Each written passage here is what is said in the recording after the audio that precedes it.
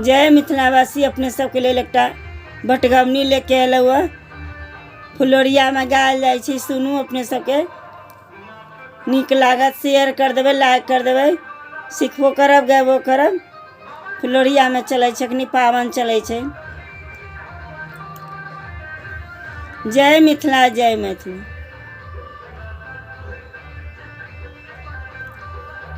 हरि मोरा मधुपुर गेल, हमरो बिसरे गेल। हरि मोरा मधुपुर गेल, हमरो बिसरे गेल। किया हो रामा कौन अब गुण हरि मोरा त्यागल रे के। किया हो रामा कौन अब गुण हरि मोरा त्यागल रे के। अहि बाट हरि गेलन, सरका पिटा क गेलन। एहि बाट हरि गेलन, सरका पिटा के गेल।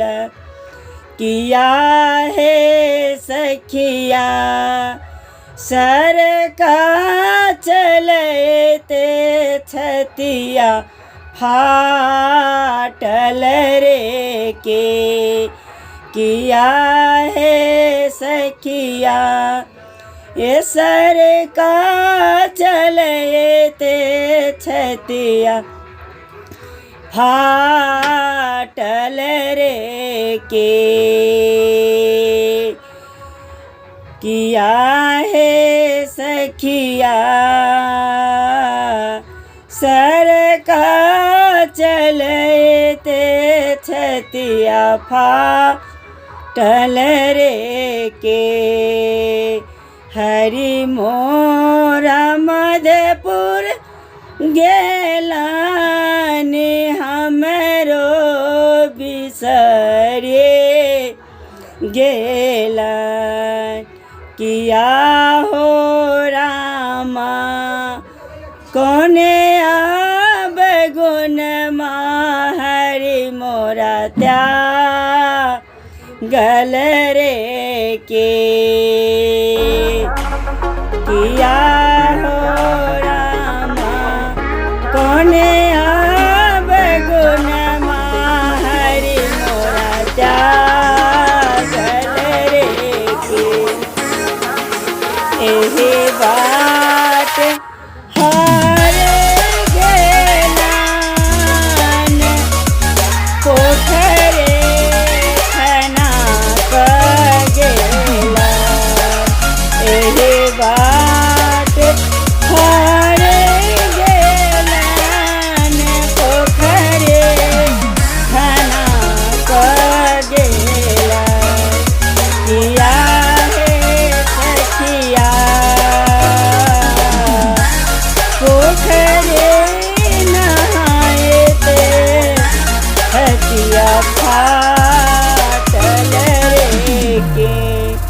किया है सखिया हे कौन अब गुण हरि मोरा त्यागल रे के। एहि बाट हरि गेलन, एहि बाट हरि गेलन। गेलन कुइया खना क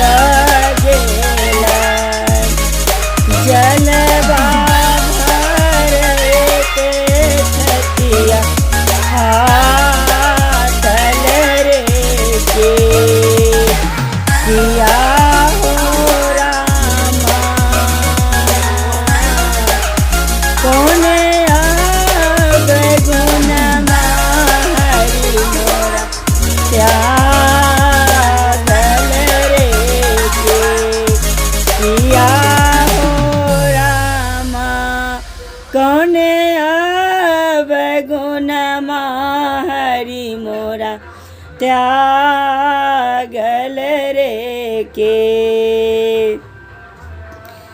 फूल लोरा चलली बारे सारे मोरा लटकल डाले फूल लोरा चलले बारे सारे मोरा लटकल डाले किया है सखिया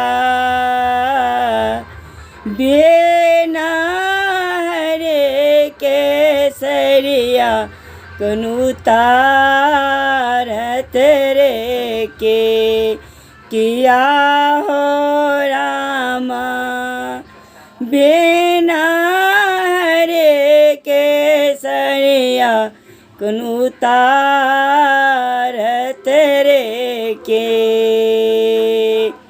किया हो रामा बिना हरे केसरिया के उतारत रे के हरि मोरा मधुपुर गेलन हमरो बिसरे गेलानी किया हो रामा कौने अब गुण हरि मोरा त्यागल रे के एही बाट हरि गेलन दुभिया जनमी गेला एही बाट हरि गेलन दुभिया जनमी गेला किया है सखिया किया है सखिया बटिया चले ते छतिया फाटल रे के किया है सखिया हे बटिया चले ते छतिया फाटल रे के किया हो रामा कौने अब गुण हरि मोरा त्यागल रे के किया हो रामा कौने अब गुण हरि मोरा त्यागल रे के। धन्यवाद।